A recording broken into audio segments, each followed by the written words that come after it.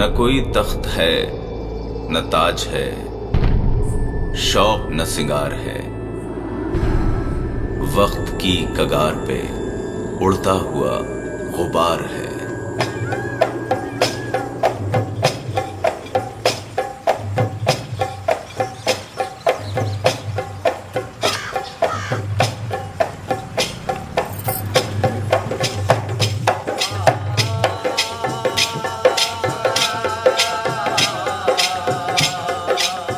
ये शहर एक वसीयत है उस जमाने की जब ये महज आबादियां नहीं संभालता था, जब ये शहर मुगल सल्तनत का सबसे अहम पड़ाव था, जब इस शहर पर कब्जा रखने वाला पूरे दक्षिण भारत का मालिक माना जाता था। ये है बुरहानपुर बाबे दक्कन।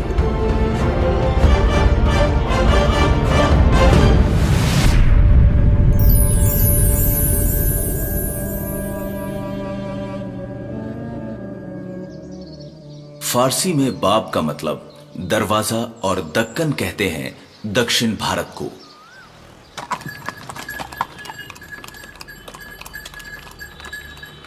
18 किलोमीटर का राउंड है किले का और उसके अंदर पूरा शहर बसा है। इससे सरजमीन बुरहानपुर पे बुजुर्गाने दिनों का जो साया है, यहाँ जितने भी औलिया इकराम हजरत बिकारी शाह रहमतुल्लाह अलैह, शाह मंसूर शाह रहमतुल्लाह अलैह, ख्वाजा हाशिम शाह रहमतुल्लाह अलैह और आसिरगढ़ हजरत शाह नुमान शाह रहमतुल्लाह अलैह, सभी मौजूद हस्तियाँ जो यहाँ मौजूद है, उन सब का नाम नाम इसमें गिराम इस शेर के अंदर चंद अशारों में आप समात फरमाएं और सलाम पेशी करना चाहिए।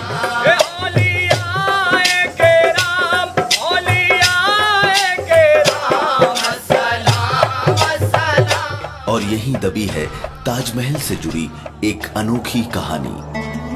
और शाही मस्जिद में संस्कृत के शिलालेख सुरक्षित हैं और एकमात्र गुरु ग्रंथ साहब जहां किसी सिख गुरु के हस्ताक्षर हैं। बोहरा संप्रदाय का एक लाजवाब तीर्थ और पानी का अनोखा स्रोत कुंडी भंडारा। ये व्यापारिक मार्ग था पुराना, तो ये तक्षशिला से शुरू होता था जो रूट व्यापारिक मार्ग, ये तक्षशिला से दिल्ली आता था, दिल्ली से मथुरा आता था, मथुरा से बीना एरन जो गुप्तकाल की राजधानी आपको बताई एरन आता था, एरन से विदिशा आता था और विदिशा से आ जाता था उज्जैन और उज्जैन से आता था बुरहानपुर और बुरहानपुर के बाद ये रास्ता दक्षिण की तरफ चला जाता था।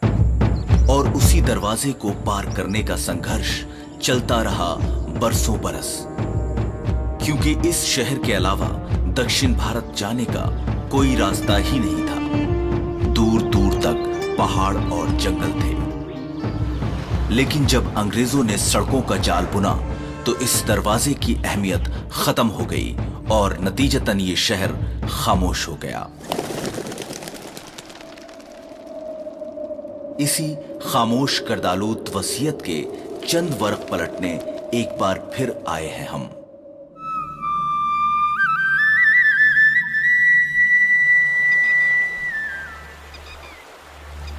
भारत में फारसी, तुर्की और अफगानी घुसपैठ का किस्सा 9वीं सदी से शुरू हो गया था।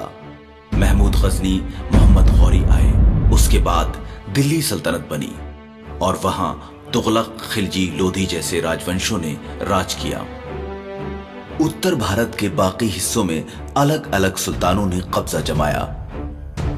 आज के खानदेश पे कब्जा हुआ फारूकी सुल्तान मलिक राजा का और बुरहानपुर बनी उसकी राजधानी 1396 में।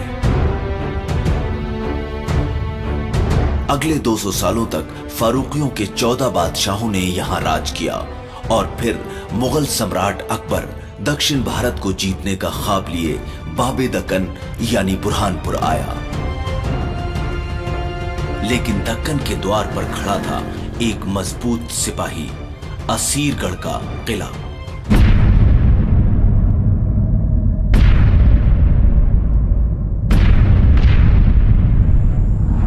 अगर बुरहानपुर दक्कन का द्वार था तो असीरगढ़ का यह किला उसकी चाबी।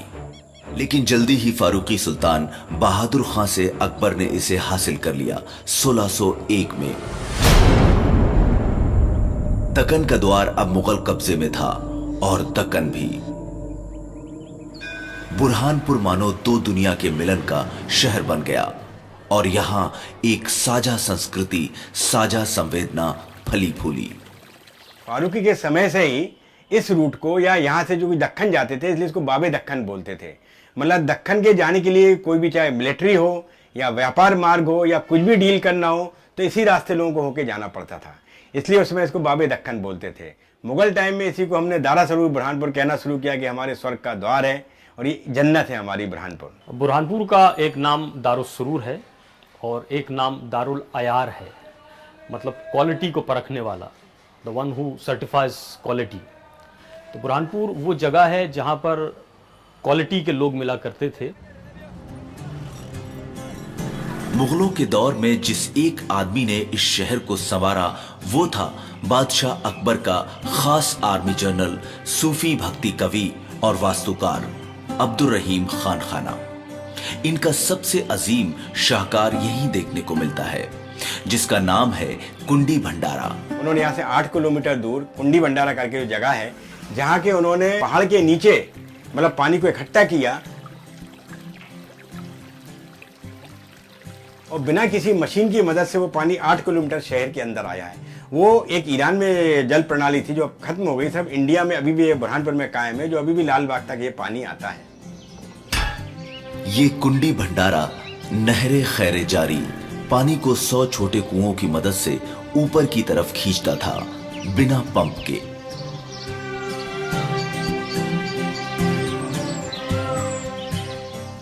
रहीम खान खाना जो थे बहुत अच्छे लेखक थे, एक कवि थे बहुत अच्छे, और बहुत अच्छे इंजीनियर थे, सेनापति थे। एक ऐसा दानी व्यक्ति जिस प्रकार से महाभारत में अगर हम कर्ण का नाम लेते हैं, उसी प्रकार से यदि मुगल सल्तनत में यदि कोई कर्ण हुआ है, मुगल सल्तनत में यदि कोई दानी व्यक्ति हुआ है, तो वो हुए हैं अब्दुल रहीम खान खाना।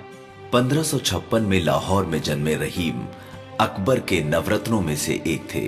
अब्दुल रहीम खान खाना नाम से आपको लगेगा कि मुस्लिम है, लेकिन वो कृष्ण के बड़े भक्त थे। ये वही खान खाना है जिनके दोहे भारत के स्कूलों की किताबों में पाए जाते हैं रहीम के नाम से। मन धागा प्रेम का मत तोड़ो चटका। बुरहानपुर में रहते हुए उन्होंने ढेरों दोहे लिखे।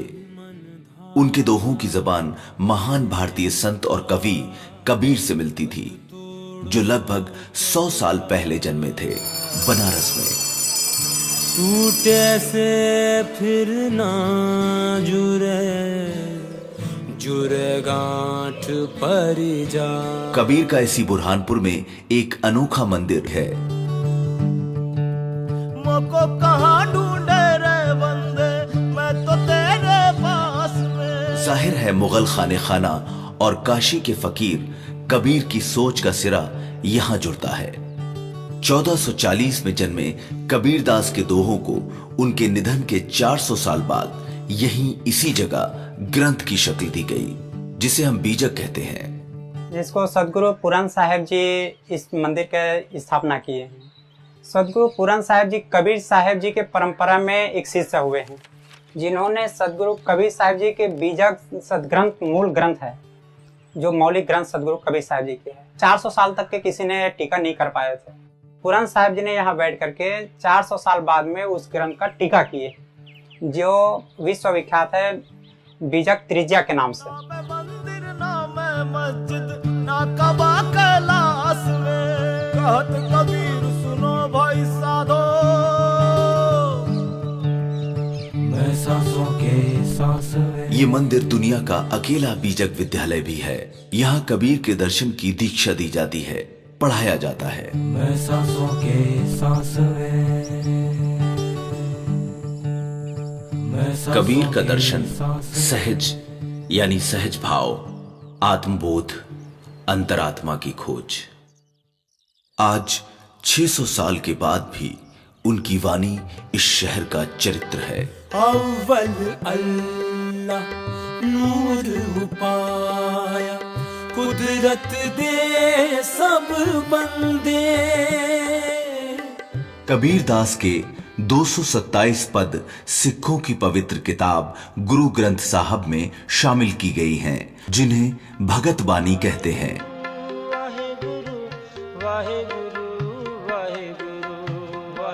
ये है बुरहानपुर का मशहूर गुरुद्वारा बड़ी संगत। दक्कन जाने के लिए गुरु गोविंद सिंह जब 1708 में इस बाबे दक्कन में आए तो यहीं बैठकर उन्होंने गुरु ग्रंथ साहब को सोने की स्याही से सजाया, हस्ताक्षर किए और ऐलान किया कि ये पवित्र किताब ही अब अंतिम गुरु रहेगी।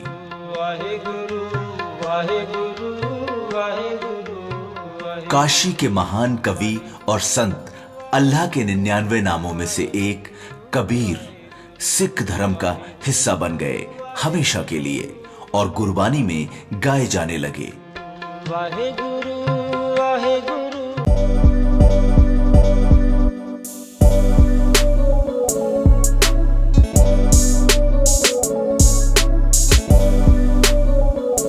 उसमें है शाही मस्जिद।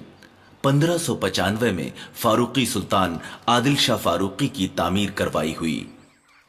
ऐसी एक मस्जिद जिसमें संस्कृत, अरबी और उर्दू में शिलालेख है। आपको विश्व की किसी भी मस्जिद में संस्कृत में शिलालेख नहीं मिलेगा। ये एकमात्र जीवित मस्जिद है विश्व की जिसमें संस्कृत में शिलालेख है। संस्कृत और अरबी भले ही दो अलग तहजीबों की जबान हो, लेकिन यहाँ इस मस्जिद में एक ही जगह उकेरी गई है और बाद के किसी भी बादशाह ने इसे नहीं तोड़ा। ये ऊपर का हिस्सा अरबी है, नीचे संस्कृत है और इसका अनुवाद जो है तो बादशाह ने शहंशाह आदिल शाह ने अपने खानदान की शिजरा लिखा है और उसके बाद मस्जिद बनाने के अजर जो अल्लाह ताला ने कहा कि एक परिंदे के बराबर की मस्जिद बनाई जाए तो उसके एवज में अल्लाह ताला उसको जन्नत में घर अता फरमाता है, उस हदीस को लिया है और अपने खानदान की हिस्ट्री की।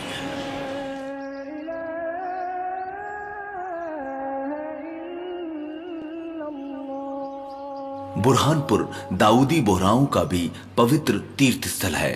ये शिया समुदाय का एक टुकड़ा है और यमन से इनकी जड़ें मिलती हैं।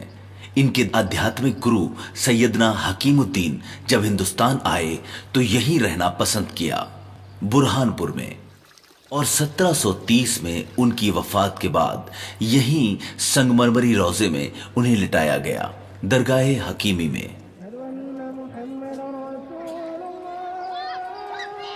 उत्तर और दक्षिण को जोड़ने वाले इस द्वार पे सभी आते थे।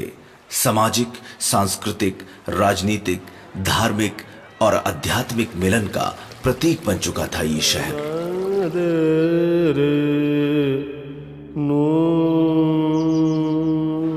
ये खानकाहें हुआ करती थी एक ज़माने में, लर्निंग सेंटर्स, जिसमें समाजी जिम्मेदारियां, आपको समाज के लिए क्या करना है, आपको समाज के लिए क्या खिदमत देनी है, वो सारी चीज़ें खानकाही निज़ाम में हुआ करती थी। ये तो था कि कुरान, हदीस, फ़िक़ा, ये सारी चीज़ें तो होती थी, लेकिन इसके अलावा कल्चरल चीज़ें, शायरी, आर्किटेक्चर, ये सारी चीज़ें भी वहाँ पर हुआ करती थी और ये सारी चीज़ें पढ़ाई जाती थी और इसमें बाकायदा मास्टर्स बनाए जाते थे। बुरहानपुर का अपना एक तालीमी दौर भी रहा। यहाँ पर जो है वो सारे के सारे शहजादियों का एक प्रकार से ट्रेनिंग सेंटर था। यहाँ पर चाहे लड़ाई हो, चाहे तहजीब हो, चाहे तमीज़ हो, चाहे तरकीब हो, हर प्रकार से यहाँ पर जो है औरंगजेब के गुरु जो थे वो भी बुरहानपुर के थे, जिन्होंने औरंगजेब को पढ़ाया लिखाया। सभी तरह का कल्चर, सभी तरह के धर्म के लोग आपको यहाँ मिलेंगे। सभी तरह के आपको, जैसे कहते हैं, रिलीजियस पॉइंट या उनके एक एक जो मजहब की जो खास चीजें हैं वो सब यहाँ आपको मिलेंगी। हाँ, ये कहें कि ये पोर्ट था एक तरह से कि तमाम जगह के अलग अलग कल्चर्स, सोसाइटीज़, सारी चीज़ें, खाने, रहन सहन, ये सारी चीज़ें यहाँ पर आकर मिली और एक नया कल्चर पैदा हुआ।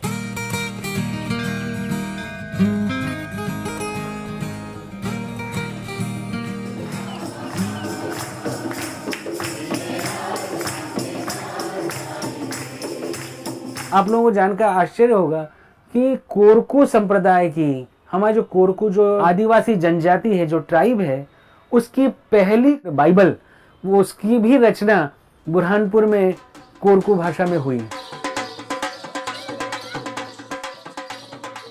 तो बहरहाल स्पिरिचुअल सिलसिला, लर्निंग का सिलसिला, सोशल मिंगलेंस का सिलसिला मुजद है बुरहानपुर इनका।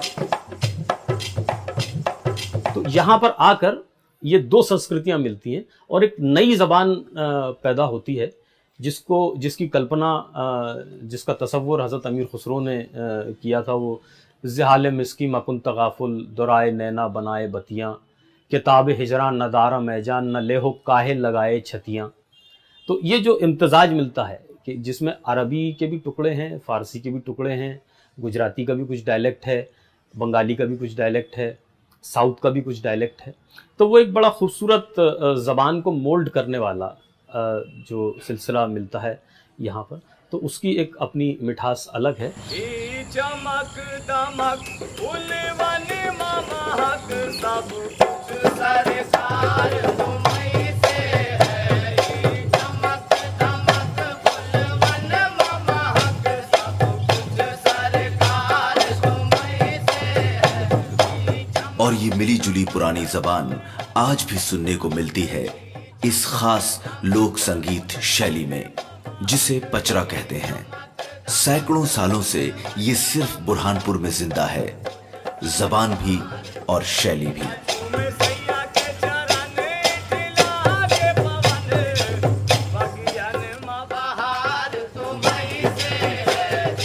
1930 और 40 के दशक में ब्रिटिश हुक्मरानों ने ये घोषणा की थी कि भारत एक देश हो ही नहीं सकता। ये लोग भारत को मुल्क नहीं 1000 टुकड़ों का जखीरा कहते थे।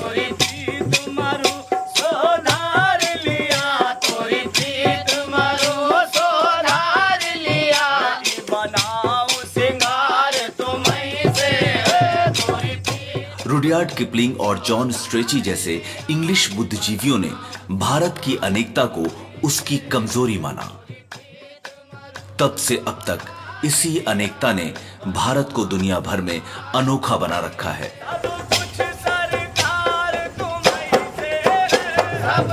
ये शहर इसी हिंदुस्तान की वसीयत है।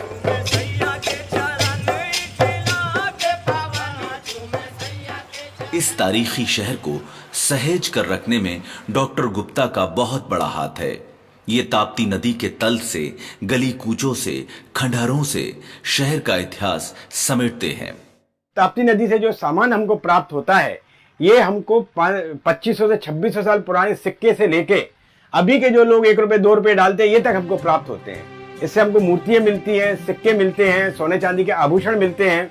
कई बार तो हाथी वगैरह जब यहाँ से क्रॉस होते थे तो उनके जो अंकुश वगैरह होते थे, वो अंकुश भी यहाँ से हमके नदी से मिले हुए हैं।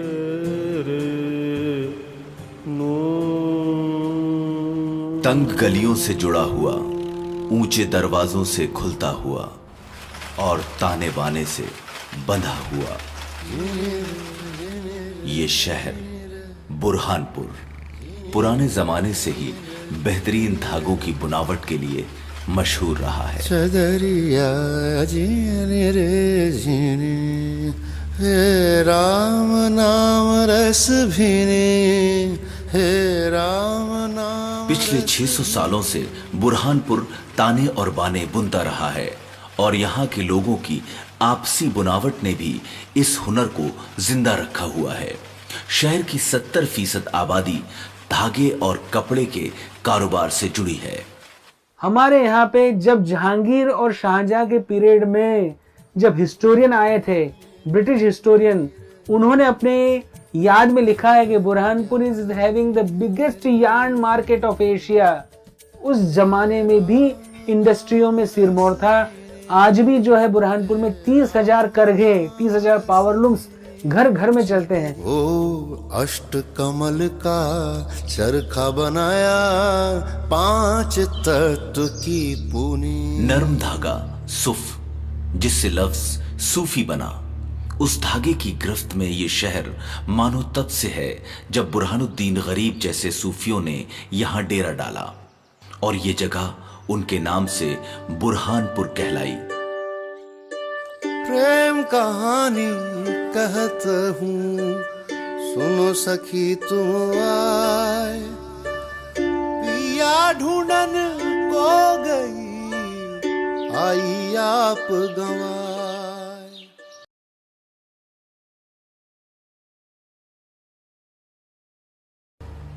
लेकिन यहाँ ताप्ती नदी के किनारे मोहब्बत की एक अजीम कहानी का सफा खुलता है।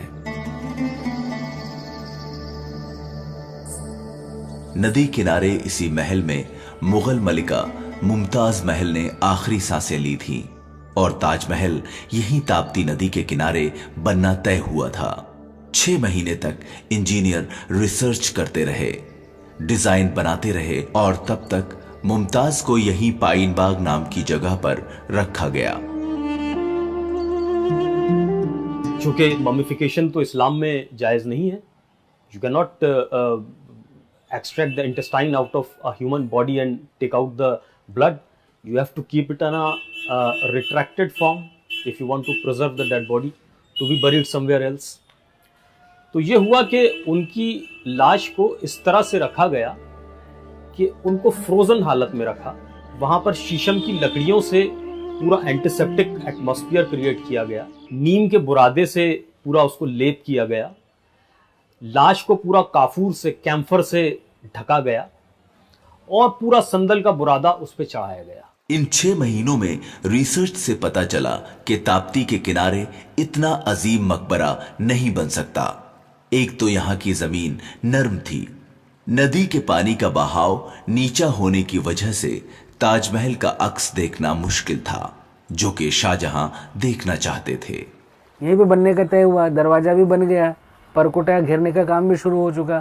तो यहाँ पर उन्होंने जब उस डिज़ाइन को देखा, उन्होंने कहा कि ऐसा हो गया कि चट्टान कोलैप्स हो गई तो ये पूरी इमारत जो है गिर जाएगी।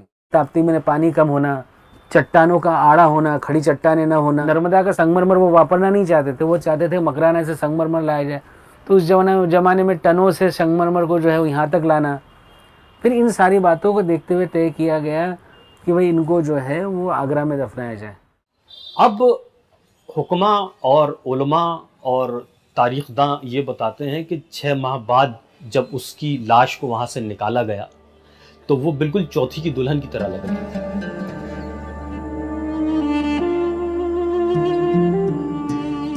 आज इसी जगह पे ताजमहल होता और लोग बुरहानपुर को यूं भूले बिसरे शहरों में न गिनते।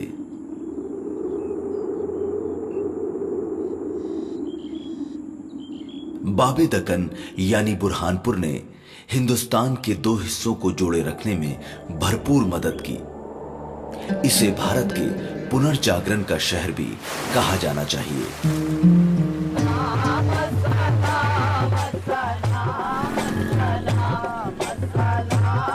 बड़े इतिहास वाले इस छोटे से शहर के ताने बाने का रंग दरअसल पूरे हिंदुस्तान का रंग है। इतिहास पे धूल चढ़ जाती है, लेकिन जज्बात नस्ल दर नस्ल धड़कते रहते हैं सदियों तक। अपने जीतने वाली है मेरे शहर में, अपने जीतने वाली है मेरे शहर में, सब बाहुर पे जाली है मेरे शहर में, सब बाहुर। न कोई तख्त है न ताज है, शौक न सिंगार है, वक्त की कगार पे उड़ता हुआ गुबार है।